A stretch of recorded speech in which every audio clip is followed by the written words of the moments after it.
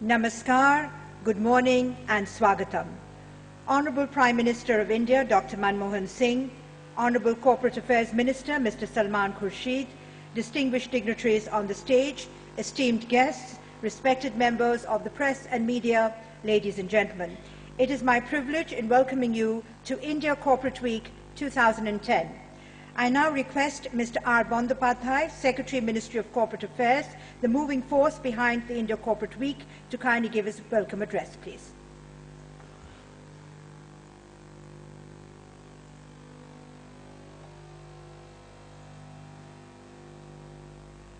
Most respected Prime Minister of India, Dr. Manmohan Singh, Honorable Corporate Affairs Minister, Sri Salman Khurshid, Sri Hari Bhartia, President CII, Sri Dilip Modi, President ASSOCHAM, Sri Onkar S. Kanwar, past President FICCI, Sri Chandrajit Banerjee, Member Convener, Board of Trustees of National Foundations of Corporate Governance, distinguished members from corporate sector, professional bodies, members of the diplomatic corps, friends from media, ladies and gentlemen. A very good morning and welcome to you all.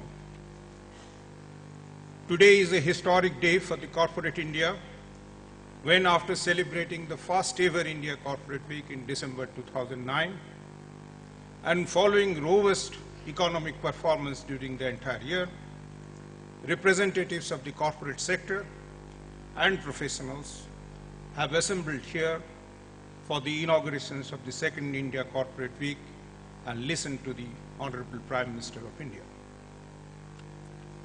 During the concluding session of India Corporate Week 2009, on 21st December last year, the Ministry, after consulting a large number of stakeholders, released two voluntary guidelines, namely the Guidelines for Corporate Governance and Guidelines for Corporate Social Responsibility, in the presence of Her Excellency, the President of India, in the very hall of the Vigyan Bhavan. These two guidelines have generated a considerable amount of interest and enthusiasm, both in India and abroad, in the corporate, professionals, and intellectual spheres. The Ministry has received delegations and was also invited to participate in various programs from a large number of countries, as well as international bodies like OECD, World Bank, GRI, IFAC, to discuss about the various subjects covered in these guidelines. Under the general guidance of the Honorable Prime Minister and under the stewardship of the Honorable Corporate Affairs Minister, this ministry has taken two mottos as the corporate development strategy. The first, corporate growth with enlightened regulations, and second, corporate sector with inclusive growth. India is a fast developing country, and the ministry feels that whenever we revisit any act, rules, regulations, we must consult a wider section of the stakeholders so that our decisions do not hinder the growth of this vibrant sector of the country's economy. Similarly, we have been trying to increase the depth of the capital market by bringing more companies, especially the public sector enterprises, to become listed, as well as by making the common retail investors informed. Our theme is, informed investor is an asset to the corporate India. Last year, the ministry had conducted 300 investor education programs, and in the beginning of this year, we had taken a target of 3,000 programs for this year, which is a tenfold increase.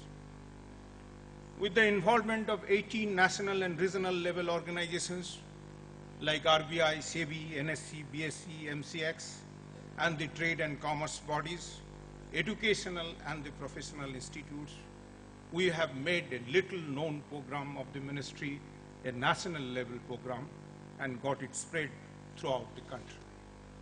Sir, I am happy to inform you that as of yesterday, already 3,514 programs have been conducted. and we still have 3.5 months to go. On a more permanent basis, we have developed an informative booklet called A Beginner's Guide to the Capital Market and translated it in all the regional languages. We have also developed an investor education website. A nationwide release of this website in all the 11 regional languages in a user-friendly format will be launched here today by the Honorable Prime Minister. In recent years, the Ministry of Corporate Affairs has, through the e-governance MCA 21 portal, made filing of returns and e-registrations more efficient and user-friendly. We have also made the Competition Commission of India and Competition Appellate Tribunal functional. The scrutiny of the Standing Committee of the Parliament for the new Companies Bill is also over, and we expect that this will become a law during the ensuing budget session. Our professionals like chartered accountants, cost accountants, and company secretaries are second to none in the international sphere. However, our professional firms could not become global, though some of our industrial enterprises have become MNCs in the real sense of the term.